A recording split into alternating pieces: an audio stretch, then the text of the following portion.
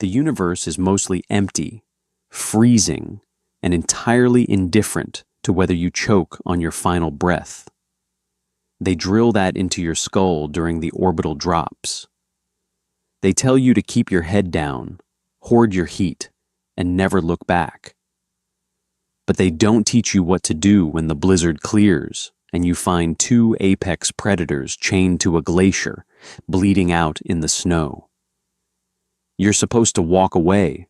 You're supposed to survive. But humanity has a fatal flaw. We absolutely hate seeing things in cages, even monsters. The wind didn't howl on Oakhaven.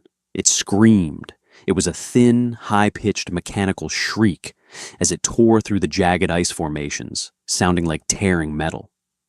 Gideon slammed his heavy insulated boot into the crust of the snow, shattering it with a dull crunch. He dragged his other leg forward.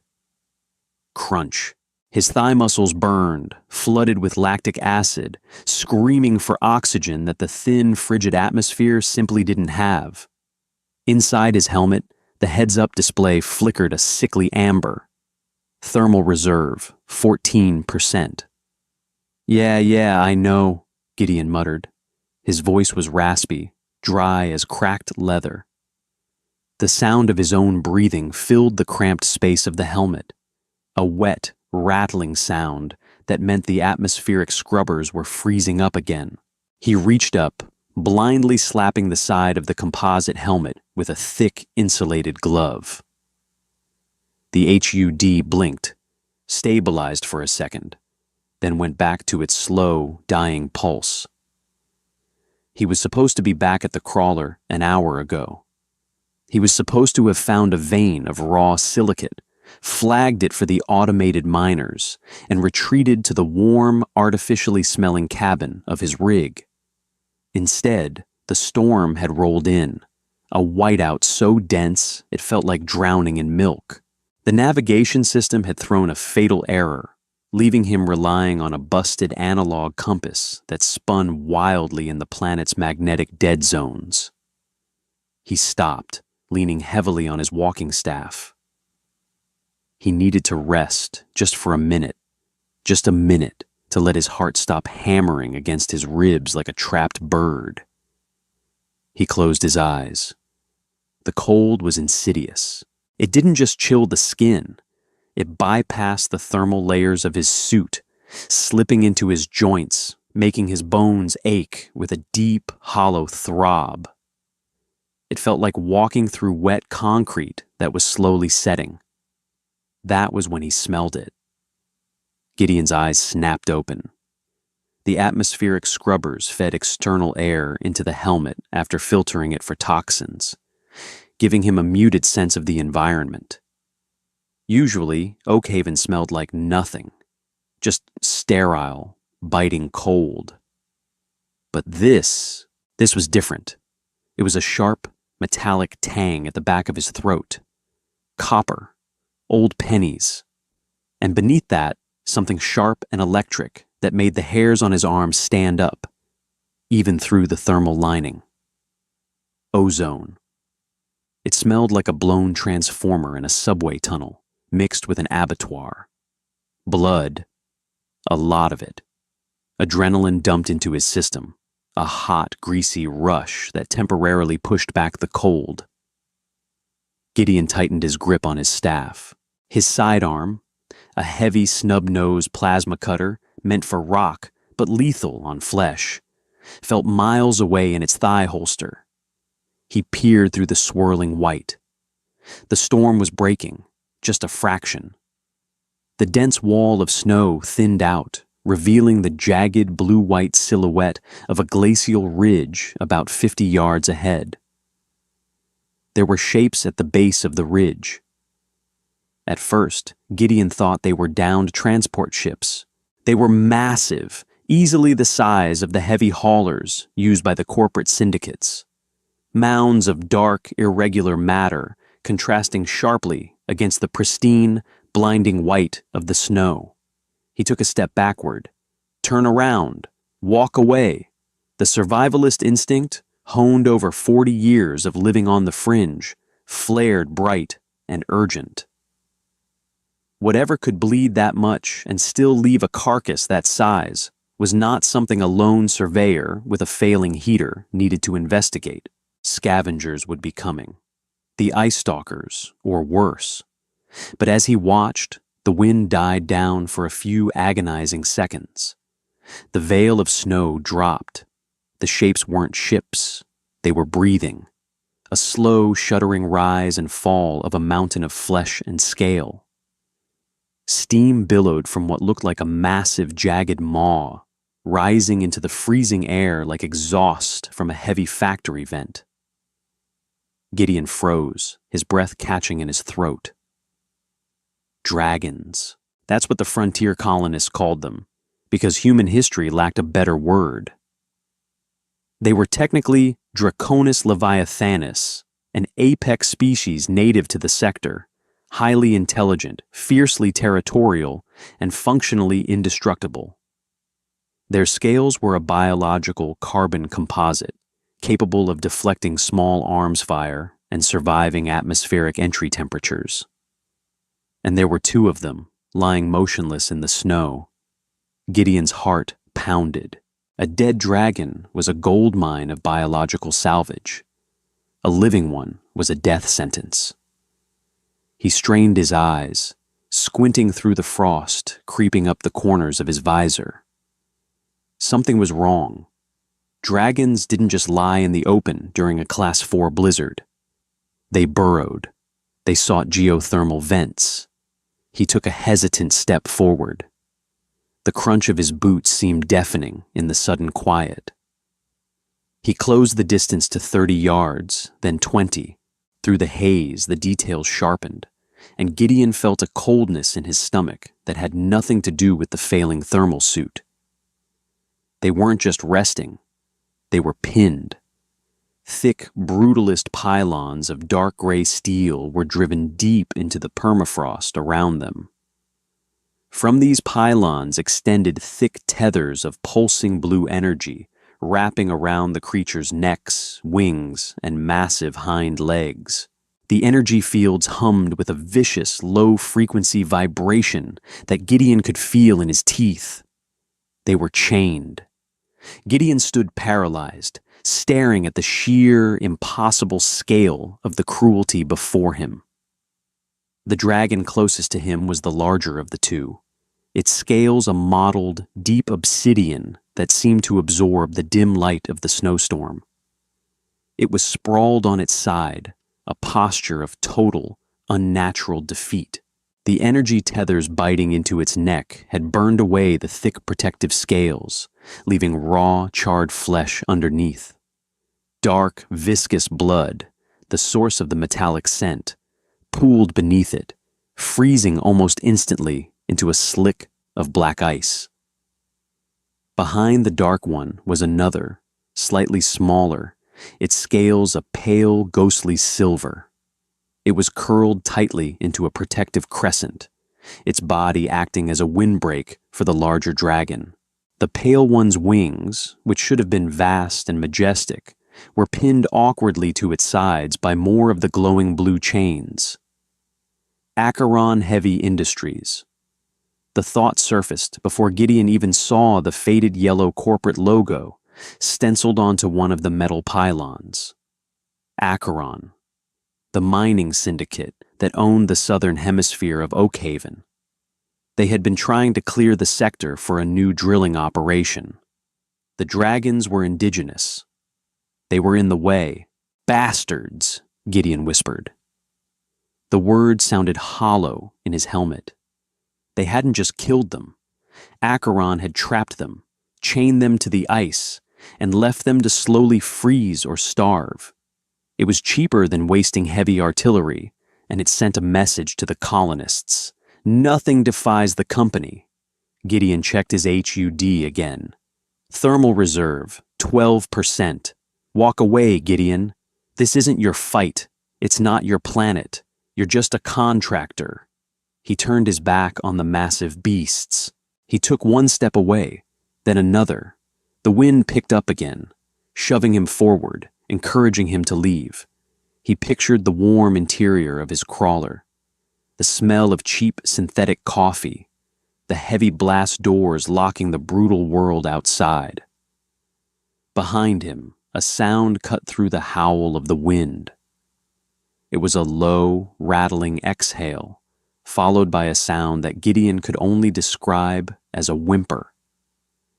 It wasn't the roar of a monster. It sounded exactly like a dying dog, just magnified 100 times. Gideon stopped.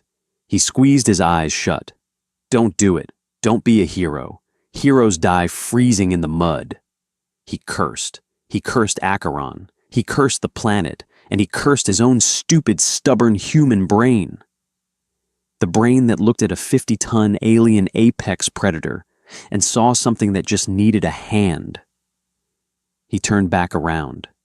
As he approached, the true size of the dark dragon became terrifyingly apparent. Its head alone was the size of a transport rover. The skull was a wedge of jagged, swept-back horns and thick armored plates. Gideon moved slowly, keeping his hands visible, though he doubted the creature cared. He stopped 10 feet from its massive snout. The dragon's breathing was erratic, shallow. The heat radiating from its body, usually enough to melt rock, was almost entirely gone. It was dying, fast. Suddenly, the massive eyelids slid open. Gideon froze, his hand instinctively dropping to the grip of the plasma cutter at his thigh. The eye was the size of a dinner plate. The iris was a brilliant, fractured gold, like shattered amber catching the sunlight. The pupil, a vertical slit, dilated as it focused on him. There was no sudden movement, no thrashing against the chains, just a heavy, exhausted stare.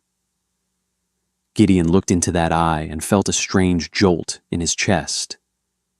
He had expected to see feral rage.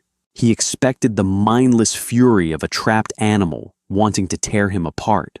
Instead, he saw a profound, overwhelming weariness. He saw pain. And terrifyingly, he saw an intelligence that rivaled his own. The dragon wasn't looking at him as prey. It was looking at him as just another detail in its final moments. It blinked, a slow, agonizing slide of the membrane, and let out a huff of breath. A tiny puff of white steam washed over Gideon. It smelled heavily of ozone and sulfur. Just let me die, the eye seemed to say. Get it over with. I'm not here to hurt you, Gideon said aloud, his voice trembling. It was absurd. The creature didn't speak standard Anglic. It probably didn't even process sound the same way. But he needed to say it. The silver dragon behind the dark one shifted. The heavy clanking of the energy chains groaned against the ice. A low, vibrating growl rumbled through the ground, traveling up Gideon's boots and rattling his teeth. The silver one raised its head, its eyes, a pale, icy blue, locking onto Gideon with intense, protective hostility. It opened its jaws, revealing rows of translucent, razor-sharp teeth, and let out a warning hiss. The dark dragon rumbled, a deep, chest-rattling sound, and weakly nudged the silver one with its snout. Stand down. It doesn't matter. Gideon swallowed hard. The saliva in his mouth tasted like rust. He looked from the dragons to the massive steel pylon anchoring the nearest chain. It was an Acheron Mark IV containment tether. He knew the model. He used to repair the smaller versions on the loading docks. They ran on a centralized thermal core lock. If you breached the casing and scrambled the biometric relay, the energy field would drop. It would take precision. It would require him taking off his heavy outer gloves in negative 40-degree weather. He looked at his HUD, thermal reserve, 10%. If he stayed out here for another 15 minutes, his core temperature would drop past the point of no return. His hands would lose dexterity in 3. He looked back at the golden eye of the dark dragon. The creature was watching him, its gaze tracking his slight movements. "I'm going to regret this," Gideon muttered, unclipping the heavy utility belt from his waist. "I am going to freeze to death on a rock in the middle of nowhere, because I have a soft spot for stray dogs." Gideon stepped past the dragon's massive head, keeping his movements painfully slow and deliberate. The silver dragon tracked him, a constant low growl vibrating from its chest, but it didn't lunge. It seemed to understand that the Dark One had accepted his presence, even if it didn't approve. He reached the primary pylon. It was a thick column of pitted black steel, covered in a thin layer of rime ice. The energy tether spooled out from a heavy housing near the base, humming with that sickening, tooth-aching frequency. He knelt in the snow. His knees screamed in protest as the cold immediately bit through the joint padding. He pulled the heavy plasma cutter from his thigh holster and clicked a secondary attachment onto the barrel, a focused, high-intensity blowtorch meant for fusing circuitry. "All right," he breathed, his breath frosting the inside of his visor. "Show me what you got." He clamped the cutter between his knees and used his teeth to pull the thick, insulated overglove off his right hand. The cold hit his skin like a physical blow. It wasn't just chilly, it was violently, aggressively cold. It felt like plunging his hand into a bucket of shattered glass. Within seconds, the skin of his hand went from pale to a flushed, angry red. The fine motor control was already starting to slip. Gritting his teeth, he grabbed the cutter with his bare hand, his fingers clumsily finding the ignition switch. A brilliant, sputtering tongue of blue plasma shot from the nozzle, hissing violently against the freezing air. He pressed the flame against the access panel of the pylon. The metal shrieked, instantly glowing cherry red as the ice flashed into steam. Behind him, the dark dragon shifted. Gideon glanced over his shoulder. The creature had turned its massive head, its golden eye watching the sparks fly. It was so close that Gideon could feel the faint, dying ambient heat radiating from its scales. "Don't move," Gideon said, his voice tight with pain. "If I slip, this torch will go right through that tether, and it'll fry us both." The dragon huffed, a long, slow exhalation of air that washed over Gideon's back. For a brief, glorious second, the heat of the beast's breath warmed him. It was a fleeting comfort, immediately snatched away by the screaming wind, but it was enough to keep him focused. The access panel popped with a sharp crack as the thermal expansion snapped the locking pins. Gideon killed the torch and jammed the tip of a pry bar into the seam, wrenching the heavy steel plate away. It clattered into the snow. Inside, a mess of fiber optic cables and crystalline relays glowed with a sickly blue light. The biometric core sat in the center, a smooth black cylinder that required an Acheron supervisor's handprint to disengage. "Corporate trash," Gideon sneered. His fingers were stiffening. He couldn't feel his thumb at all. He pulled a small, illegal decryption spike from his belt pouch. It was a black market tool, meant for cracking vending machines and low-level security doors, not heavy-duty containment hardware.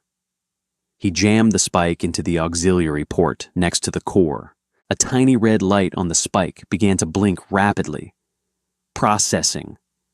Gideon's hand was shaking violently now. The pain was fading, replaced by a terrifying hollow numbness. He looked at his hand. The skin was taking on a waxy, pale blue hue. Frostbite.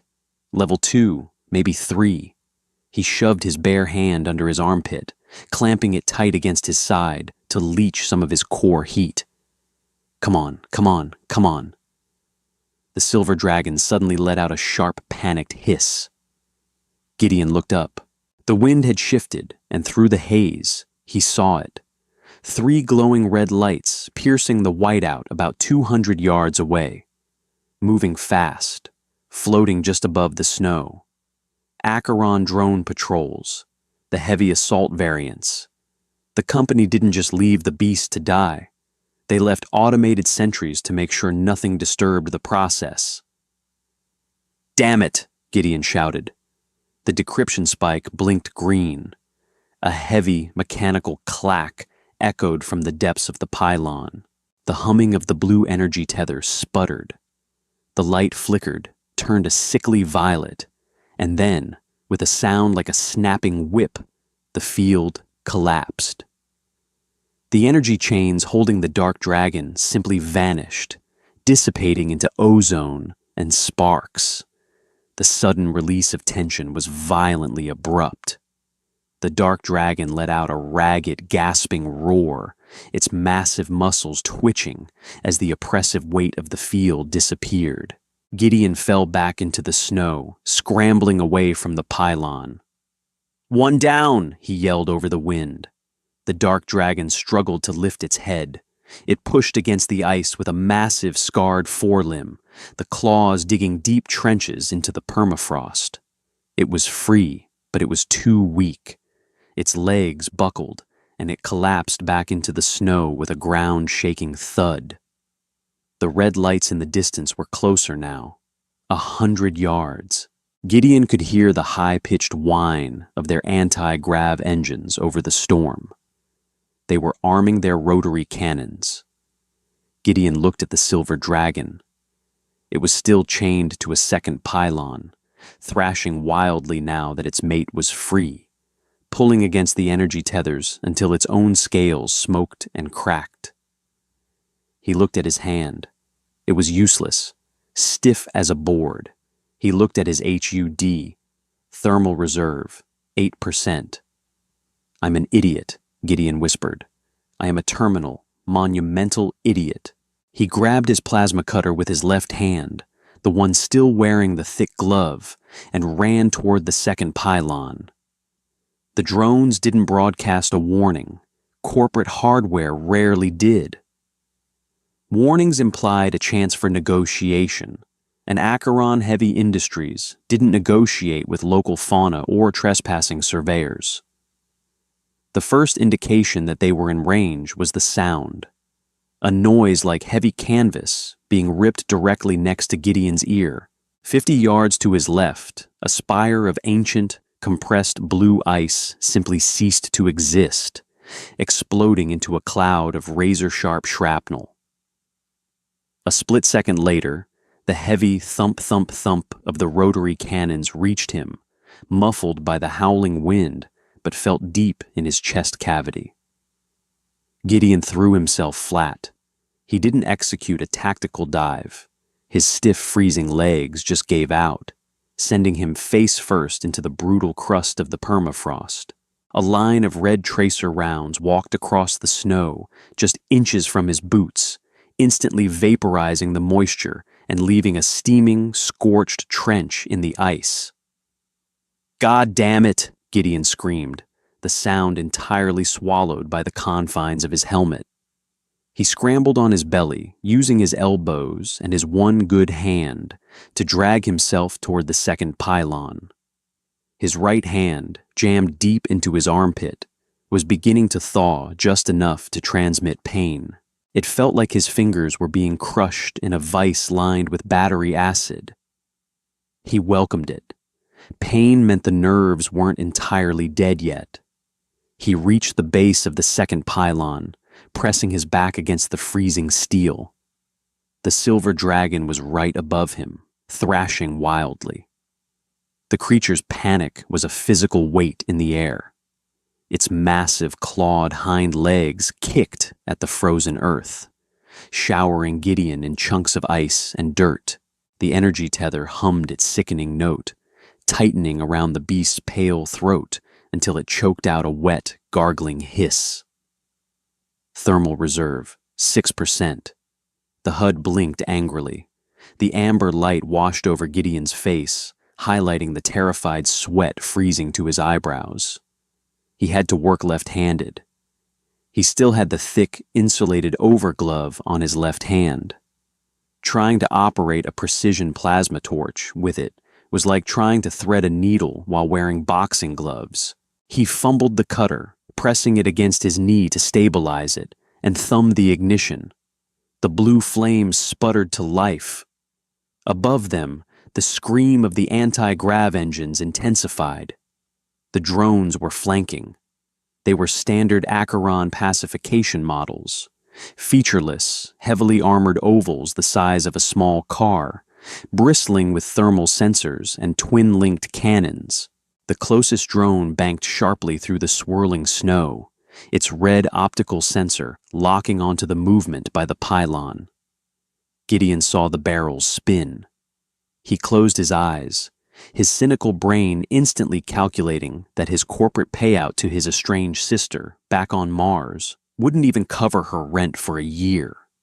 The air tore apart. But the rounds didn't hit him. A massive shadow blotted out the blinding white of the storm. The dark dragon, moving with a speed that defied its catastrophic injuries, threw its bulk over Gideon and the pylon. It didn't roar. It didn't attack. It simply became a wall. The deafening chatter of the drone's cannons hammered into the dragon's back. The sound was horrifying. A wet, heavy drumming, like a butcher's cleaver burying itself in a slab of meat over and over again. The dragon's carbon composite scales were incredibly tough, deflecting most of the armor-piercing rounds with bright, flashing sparks. But it was already weak, already compromised.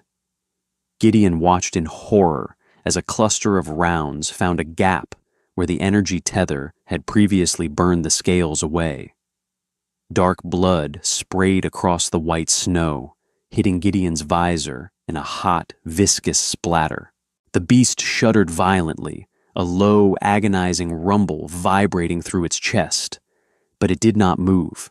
It kept its colossal wings flared, shielding Gideon and the chained silver dragon from the onslaught. "Hold on! Just hold on!" Gideon roared, suddenly furious. The absolute, mindless cruelty of the machines, the silent, desperate sacrifice of a creature that owed him nothing. It snapped the last thread of his survivalist apathy. He jammed the plasma torch against the access panel of the second pylon. He didn't bother looking for the seams. He just melted the whole damn thing. Slagged steel ran down the black pillar, hissing violently as it hit the snow. He slammed the pry bar into the molten hole, using his shoulder to drive it deep. He twisted. The metal groaned, warped, and tore away. The biometric core was exposed. Gideon dropped the torch and reached for his belt with his clumsy gloved left hand. He fumbled for the decryption spike. His thick fingers couldn't find the zipper of the pouch. Above him, the dark dragon let out a sharp, gasping cough. A massive drop of blood fell from its jaw, landing heavily on Gideon's shoulder pad. The creature's legs were buckling. It couldn't hold the shield much longer. "Come on!" Gideon snarled, tearing at the pouch with his teeth. He ripped the fabric open, spitting out nylon fibers, and grabbed the black spike. He jammed it into the port. The spike blinked red. Processing. The second drone had arrived, hovering opposite the first. A crossfire. The dark dragon shifted, trying to cover both angles, but it was impossible. The new angle gave the second drone a clear shot at the silver dragon's exposed flank. The cannon spun. "Hurry!" Gideon screamed at the blinking light. The spike turned green. The heavy mechanical clack echoed from the pylon. The blue energy tether violently snapped out of existence. The sudden absence of the tether didn't result in a slow, exhausted collapse this time. The silver dragon didn't just stand up. It erupted. The sheer kinetic force of the creature launching itself off the permafrost cracked the ice beneath Gideon's boots. It was a blur of pale silver, moving with a fluid, terrifying violence that the human eyes struggled to track. There was no hesitation, no roar of defiance.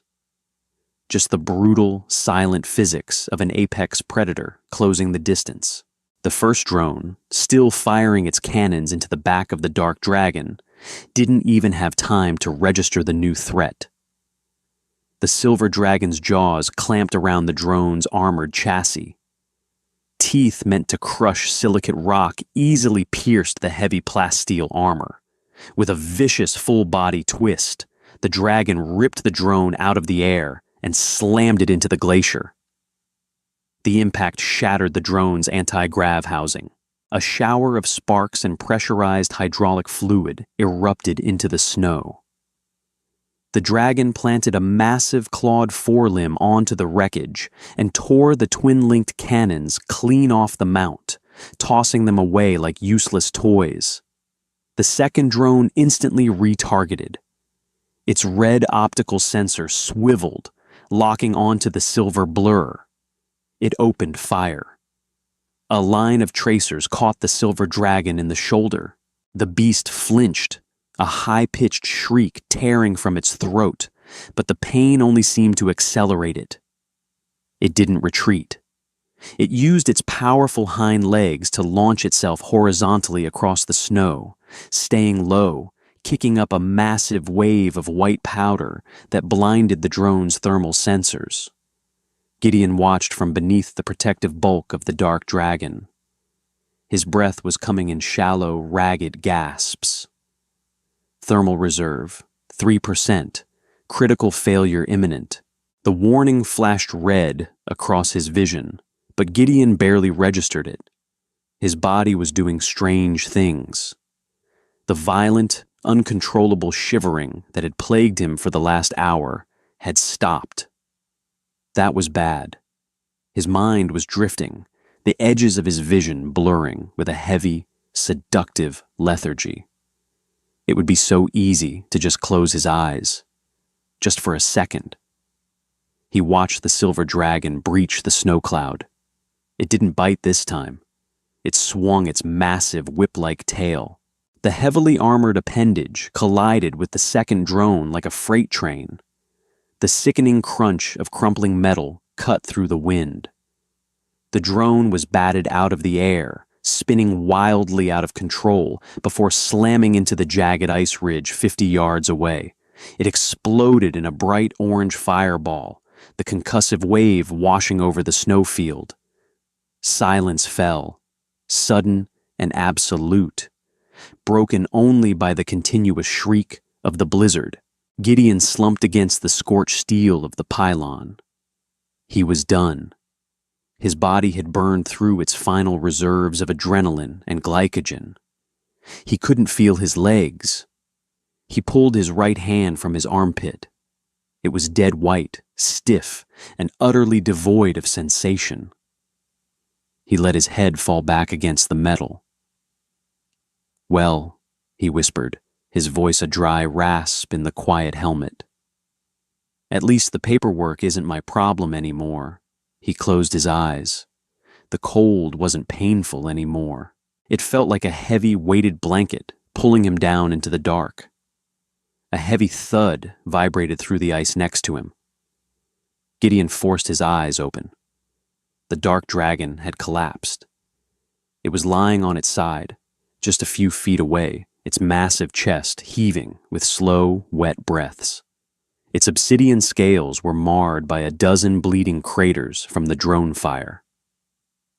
The golden eye slid open, fixing on Gideon. The exhaustion in that gaze was absolute. A shadow fell over them. The silver dragon limped into view. Its pale scales were scorched black on one side, and it favored its right forelimb. But it was alive.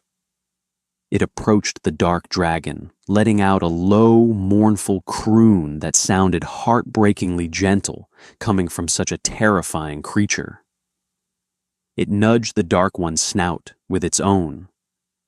The dark dragon closed its eye, leaning into the touch. Gideon watched them, a profound sense of isolation washing over him. They had each other. They had their world, harsh as it was. He was an alien here, a soft, fragile thing dying in a metal suit. "Go on," Gideon wheezed, knowing they couldn't understand him. "Get out of here. More will come." The silver dragon turned its head. Its icy blue eyes locked onto Gideon.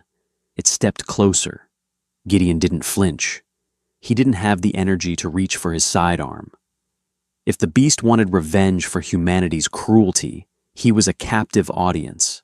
The silver dragon lowered its massive head until its snout was mere inches from Gideon's visor. He could see the fine, intricate network of scars on its scales, the sheer size of the translucent teeth. It smelled like blood, ozone, and something deep and earthy. It stared at him. Then it let out a long, slow exhale. A thick cloud of steam washed over Gideon. It wasn't the freezing mist of the storm. It was hot, searing, glorious heat. It hit the frozen surface of Gideon's suit, instantly melting the rime ice that had locked his joints. The silver dragon didn't move away. Instead, it carefully stepped over Gideon, its massive body moving with startling precision, and curled itself into a tight crescent against the base of the pylon. It left a small, sheltered pocket between its armored belly and the steel pillar. The dark dragon rumbled. With a monumental effort, it dragged itself forward, pushing through the bloody snow until it was pressed against the silver one's back, completing the circle. Gideon found himself trapped. He was entirely enclosed within a wall of massive, heavily armored flesh. The wind was instantly cut off. The screaming of the blizzard was reduced to a distant, muffled hum outside the barrier of dragon scale. And then came the heat. It radiated from the two massive bodies, powerful and immense. It wasn't the sterile, forced air warmth of his crawler's life support. It was a heavy, living heat. It smelled of sulfur, iron, and deep geothermal vents. The temperature inside the makeshift biological cavern began to rise rapidly. Gideon's HUD flickered, external temperature, plus 15 degrees Celsius, rising. The thermal dampeners in his suit, confused by the sudden spike, kicked in. Gideon gasped as the blood suddenly rushed back into his extremities. The pain was immediate and excruciating. His right hand throbbed with a searing agony that made his vision white out for a second. The violent shivering returned, racking his body as his core temperature fought its way back from the brink. He lay in the snow, curled into a fetal position, gritting his teeth against the painful thaw. Above him, inside the dark pocket of warmth, the silver dragon rested its heavy chin on the Dark One's neck. It let out a slow, rhythmic purr that rumbled through the ground and vibrated in Gideon's chest. Gideon opened his eyes, staring at the wall of living scale just inches from his face. They weren't eating him. They weren't leaving him. They were incubating him. He let out a shaky, hysterical laugh, the sound cracking in his dry throat. He was a cynical, underpaid corporate surveyor who had just risked his life for two alien monsters, and now he was being mothered by them in the middle of a killer blizzard. "All right," Gideon whispered, the agonizing pain in his hands proving he was still alive. "All right, we wait out the storm." Thawing out is not a relief. It is a violent, agonizing rebellion of the nervous system. For the first 2 hours inside the makeshift biological incubator, Gideon did nothing but bite down on his suit's internal comm mic to keep from screaming. As his core temperature slowly climbed, the blood vessels in his extremities dilated, rushing warm blood into tissues that had practically begun to crystallize. It felt like someone had injected his veins with crushed glass and battery acid. He curled tighter into a ball against the freezing permafrost, shivering so hard his teeth clicked together with a frantic rattling rhythm. Around him, the darkness was absolute, save for the faint, dying amber glow of his HUD. The heat radiating from the two massive bodies was oppressive, thick, and smelled heavily of singed carbon, raw iron, and the sharp chemical tang of the drone's hydraulic fluid. Eventually, the violent shaking subsided into dull, deep-tissue aches. Gideon uncurled his legs, his knees popping like dry twigs. He managed to pry his helmet off with his left hand.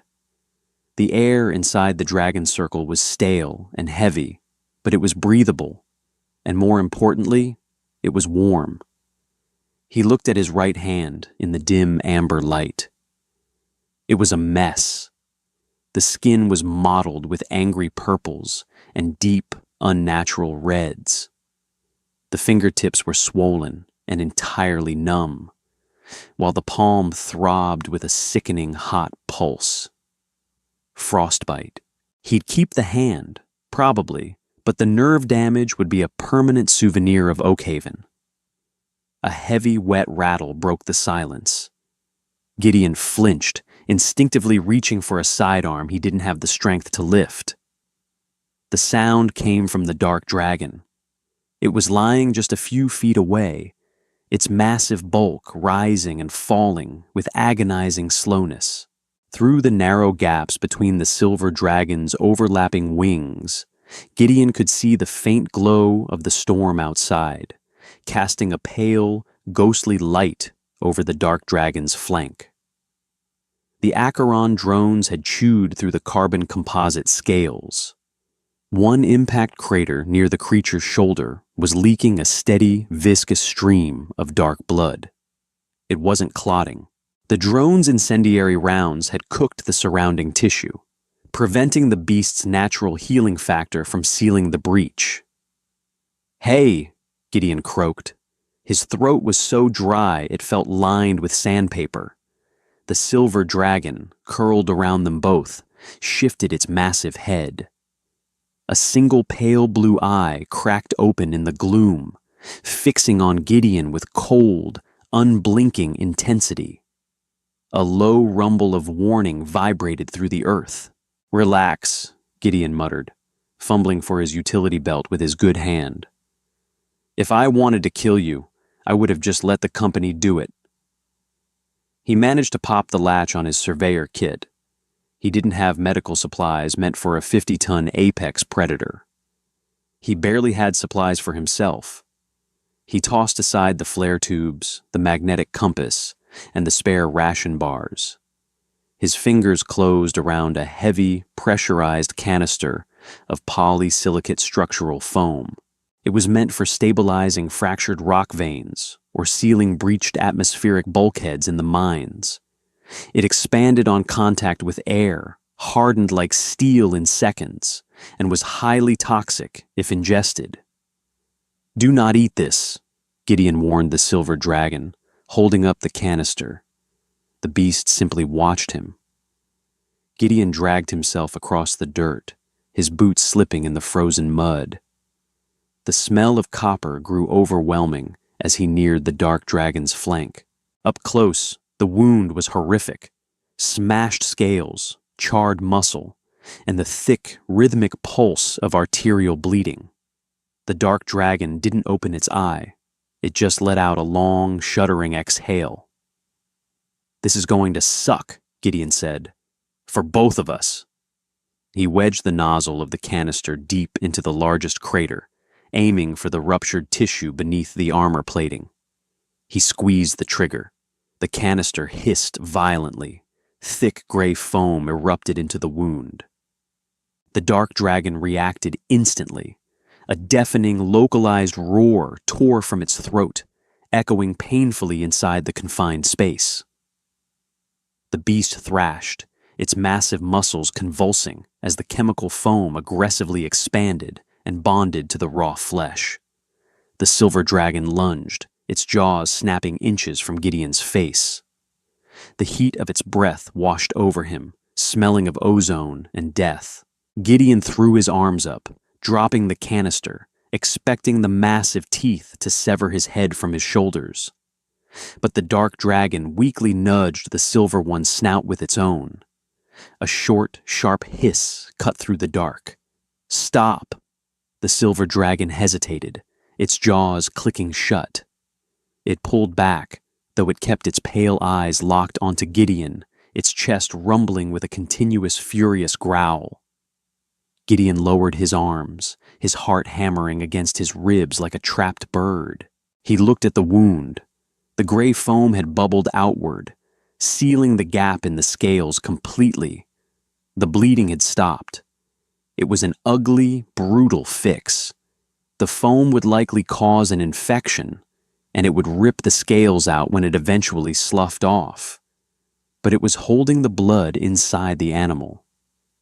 Gideon slumped back against the frozen earth, wiping a mixture of cold sweat and melted ice from his forehead. "You're welcome," he wheezed. The dark dragon let out a heavy sigh, its massive head dropping back onto the dirt.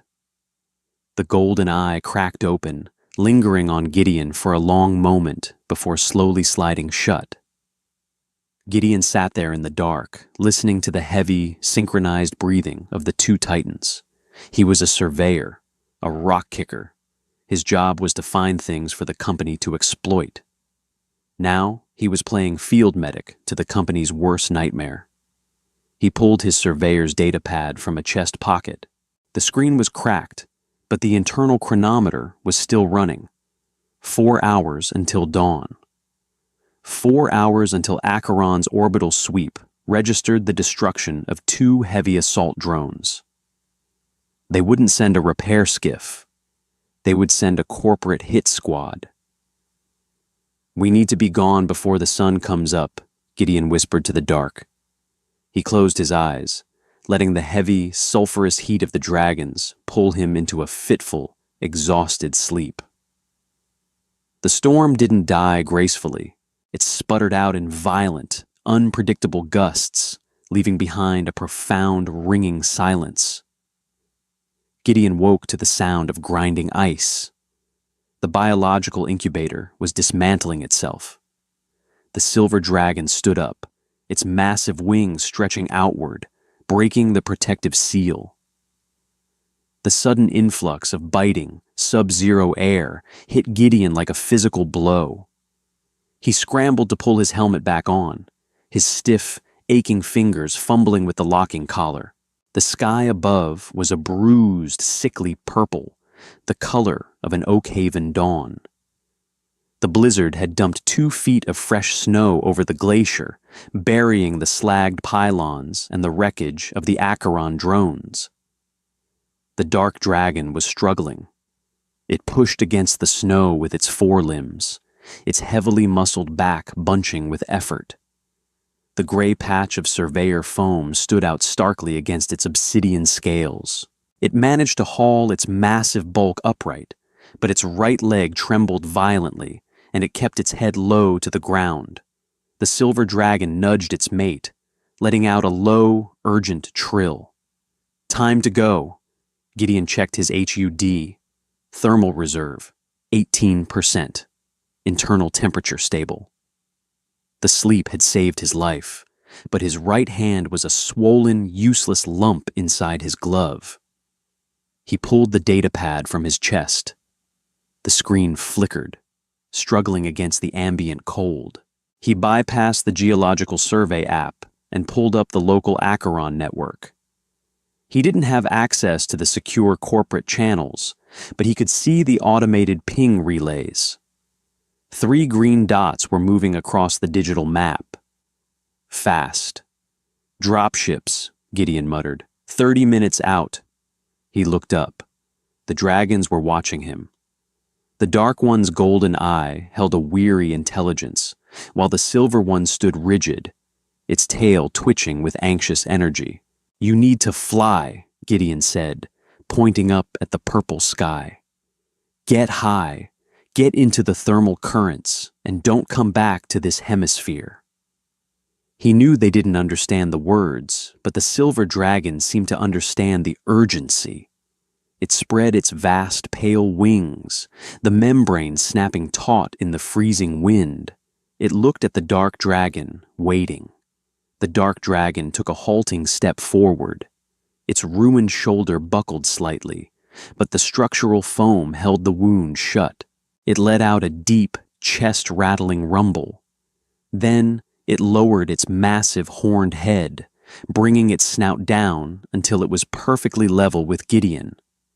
For a second, the universe shrank down to just the two of them. A broken human in a failing suit, and a battered titan on a hostile world. There was no grand telepathic exchange, no sudden, mystical understanding of the cosmos, just a mutual acknowledgement of a debt. The dragon exhaled, a short, hot puff of air that clouded Gideon's visor, and then pulled back.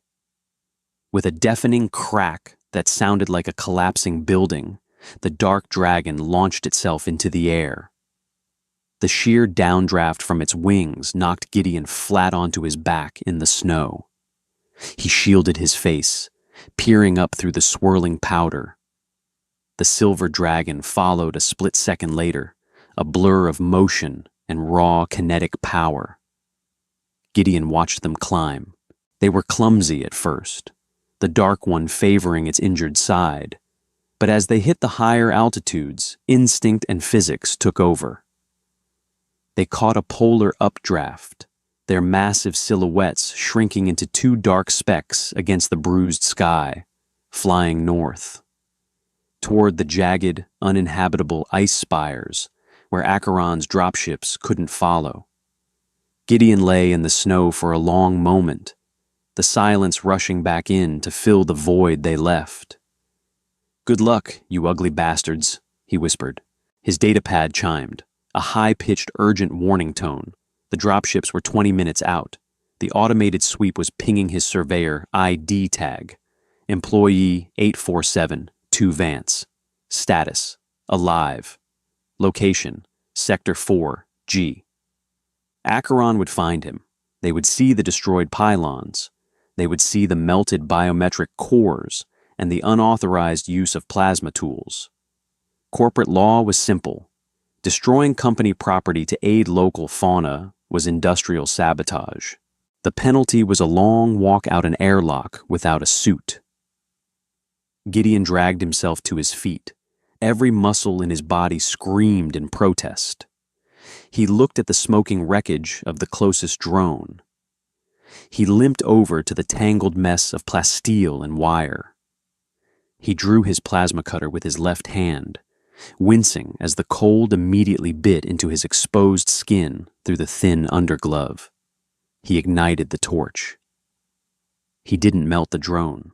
He melted his surveyor ID tag, tearing the metal strip from his chest plate and dropping it onto the drone's scorched engine block. He hit it with the blue flame until the tag fused with the drone's slagged chassis, rendering the biometric data unreadable, but leaving enough material to log a presence. He pulled up the network on his datapad one last time. He accessed his own biometric feed, the one broadcasting his heart rate and core temperature back to the crawler's main terminal. He took a deep breath, his finger hovering over the screen. If he did this, he was dead. Employee 8472. Gideon wouldn't exist anymore. His corporate account would be seized, his contract nullified. He would be a ghost on a frozen rock, with nothing but a half-charged plasma cutter and a busted hand. He looked north. The sky was empty. Gideon smiled, a cynical, cracked, bleeding smile. He tapped the screen.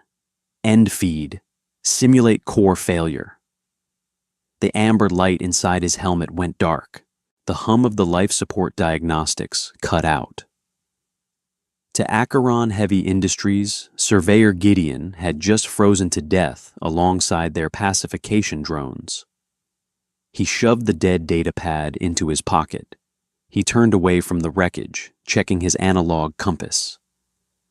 His crawler was 2 miles east, hidden in a ravine.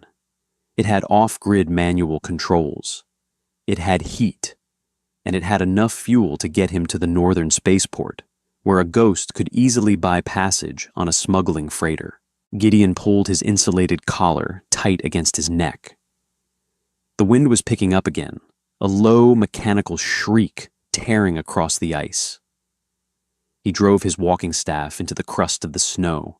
Crunch. He didn't look back. 2 miles. On a paved road in standard gravity, a healthy man could walk it in 30 minutes. On Oakhaven, dragging a dead thermal suit through 2 feet of fresh snow with a ruined hand. 2 miles was a geological era. 30 minutes after Gideon killed his biofeed, the suit's main battery finally gave out. The low hum of the circulation fans died. The faint amber glow of the reboot sequence faded to black.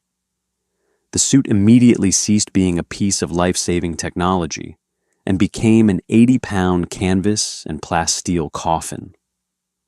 Every step required him to fight the locking joints and the sheer dead weight of the armor. He didn't look up. He kept his eyes locked on the analog compass strapped to his wrist, watching the trembling needle. East. Just keep walking east.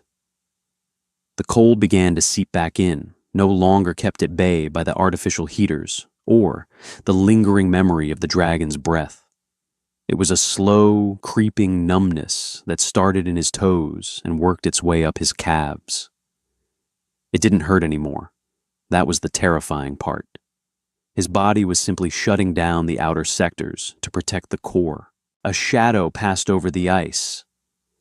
Gideon threw himself sideways, tumbling into a deep snowdrift at the base of a jagged silicate formation.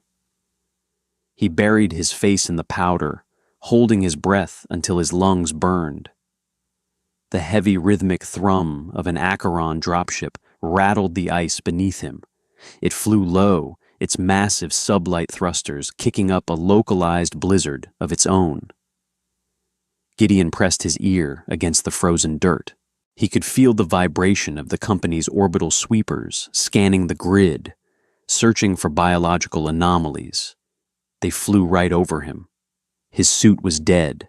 His biofeed was gone. He was the exact ambient temperature of the frozen mud. To the sensors, he was just another rock. He waited until the vibrations faded into the howl of the wind before dragging himself out of the drift. He was shivering again, violently. "Almost there," he muttered, his voice cracking. He sounded like an old man. He breached the top of the ravine an hour later. The crawler was exactly where he'd left it, a battered, rust-colored Kodiak industrial rig, tucked beneath an overhang of compressed blue ice. It looked like a discarded metal brick. To Gideon, it was the most beautiful thing he had ever seen. He stumbled down the embankment, losing his footing halfway and sliding the rest of the distance on his back. He slammed into the heavy steel treads of the rig. He dragged himself up to the airlock. The digital keypad was dead. He had secured the rig before leaving on his survey, cutting the external power to avoid drawing scavengers. He had to use the manual crank. Gideon reached for the heavy iron wheel with his right hand out of pure habit. The moment the waxy, swollen flesh brushed the freezing metal, a jolt of pure agony shot up his arm, dropping him to his knees. He gasped, biting his own lip until he tasted blood. He tucked his ruined hand tightly against his chest, grabbed the wheel with his left, and threw his entire body weight into it. The gears ground against the ice. Clack, clack, clack. The seal broke with a sharp hiss. Gideon threw himself inside, slamming the heavy door shut behind him, and spinning the internal lock. The airlock was pitch black. He fumbled in the dark, hitting the manual override for the rig's auxiliary generator. Deep in the belly of the Kodiak, a diesel-electric engine coughed, sputtered, and roared to life. The overhead lights flickered on, casting a harsh, fluorescent glare over the cramped cabin. The heaters kicked in immediately, blasting dry, stale air that smelled powerfully of machine oil, ozone, and old coffee. Gideon collapsed onto the grated metal floor, tearing wildly at his helmet latches. He popped the seal and threw the heavy helmet across the room. He breathed in the artificial air in massive, ragged gulps. He was alive. He dragged himself up to the small galley sink, his hands trembling. He needed to assess the damage. He used his teeth to pry the heavy overglove off his left hand, then carefully, agonizingly, began to strip the thermal layers off his right. The skin underneath was a nightmare. The fingers were a mottled, waxy yellow, while the palm and knuckles were an angry, bruised purple. Large, fluid-filled blisters had already formed along the base of his thumb. He turned on the tap. He didn't use hot water. That would cause massive tissue damage. He set it to lukewarm, barely above freezing, and thrust his hand under the stream. The scream tore out of his throat before he could stop it. It was a raw, primal sound of pure agony as the sluggish blood vessels violently expanded. He fell back against the bulkhead, clutching his wrist, tears streaming down his face as the rig rattled and hummed around him. He popped open the first aid kit on the wall, grabbing a syringe of synthetic morphine and jabbing it directly into his thigh. He slid down the wall, waiting for the cold chemical rush of the painkiller to hit his bloodstream. The throbbing in his hand dulled to a heavy, distant ache. "Okay," Gideon whispered, staring at the rusted ceiling. "Okay, step 1 complete. You're a ghost." Now the ghost just had to get off the planet. The Kodiak rig was not built for stealth. It was built to haul 20 tons of raw silicate across unstable ice shelves. But it had one advantage. It was old. Gideon sat in the pilot's seat, staring at the analog dashboard. He had manually ripped the wires out of the transponder, the GPS locator, and the automated corporate distress beacon. He was flying blind, relying purely on the rig's internal gyroscopes and a paper topographical map pinned to the sun visor. He slammed the heavy gear shift forward. The rig lurched, the treads biting into the permafrost as it crawled out of the ravine. He kept the headlights off. The sun was fully up now, casting a harsh, blinding glare over the endless white plains. He drove by the contours of the shadows, aiming for the jagged black peaks of the northern ridge. Beyond those mountains lay Freeport, a smuggler's haven operating just outside Acheron's legal jurisdiction. The radio crackled to life. Gideon had left the shortwave receiver on, tuned to Acheron's unencrypted security frequency. He needed to know where the patrols were. Unit 4, report. Sweeps of Sector 4G are negative. Target 8472 is presumed deceased. Drone wreckage recovered, awaiting retrieval skiff. Gideon let out a breath he hadn't realized he was holding. They bought it. Copy that, Control. Be advised, we are picking up massive seismic disturbances on the northern grid. Moving to investigate. Gideon frowned, easing off the throttle. The northern grid, that was where the dragons had flown. The radio dissolved into a burst of static, followed by a voice that was no longer calm and professional. It was frantic. "Control, this is Unit 4. We have a Class 1 biological breach at Processing Plant Alpha. I repeat, Class 1. Unit 4, confirm. You have ice stalkers on the perimeter?" "Negative.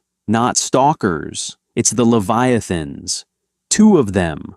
One is the size of a heavy transport. They are tearing the thermal regulators apart. Gideon stopped the rig. He stared at the radio speaker as the screams of tearing metal and panicked corporate mercenaries filled the small cabin. The dragons hadn't just fled into the mountains to hide. They had followed the energy grid. They had tracked the power source of the pylons that had tortured them straight back to Acheron's primary processing facility. They weren't just surviving. They were settling the score. Control! They're hitting the fuel silos. We need heavy air support right goddamn now. They're burning everything. All units, the dispatcher's voice cut through the panic, cold and urgent. All security elements in sectors 4, 5, and 6 abandon current sweep patterns. Converge on processing plant Alpha. Lethal force authorized. Gideon looked out the reinforced windshield of the Kodiak. Through the swirling snow, far on the northern horizon, a massive pillar of thick, black smoke began to rise against the purple sky. Deep beneath the howl of the wind, he heard the faint, distant thump of a massive explosion. He reached up and grabbed the shortwave radio dial. He smiled. It was a genuine smile this time, reaching his tired, bloodshot eyes. "Give 'em hell," Gideon whispered. He clicked the radio off. The silence inside the cabin was immediate and peaceful, with every Acheron gunship and patrol drone rushing north to deal with 2 incredibly angry apex predators. The southern pass to Freeport was entirely exposed. The corporate net had a massive, dragon-shaped hole right in the center of it. Gideon put the Kodiak back into gear. He drove for 6 hours. The frozen landscape blurred past the windows, an endless expanse of hostile, indifferent ice, but it didn't feel like a graveyard anymore. As he crested the final ridge, the sprawling neon-lit scrap heap of Freeport came into view. It was a wretched hive of desperate people, illegal mining gear, and unregistered freighters. To Gideon, it looked like paradise. He pulled the rig into the shadow of a massive, rusted docking gantry and killed the engine. He sat there for a long time, listening to the metal ticking as it cooled. He looked at his ruined right hand, heavily bandaged in synthetic gauze. It throbbed with a dull, persistent ache. It would probably never be exactly the same. He was unemployed, legally dead, and entirely broke. He unclipped the heavy, snub-nosed plasma cutter from his thigh holster. He checked the battery. It was nearly dead. Gideon tossed it onto the passenger seat. He didn't need it right now. He popped the airlock, stepping out onto the dirty, oil-stained snow of the spaceport. The air smelled like cheap fuel and roasting synthetic meat. It smelled like humanity. Gideon pulled the collar of his jacket up against the chill, tucked his bandaged hand into his pocket, and walked toward the docks, disappearing into the crowd of ghosts. If you felt the adrenaline of Gideon's escape and the raw, unyielding justice of the dragons taking their revenge, you're exactly the kind of sci-fi fan this channel is built for. Don't let Gideon's story fade into the static.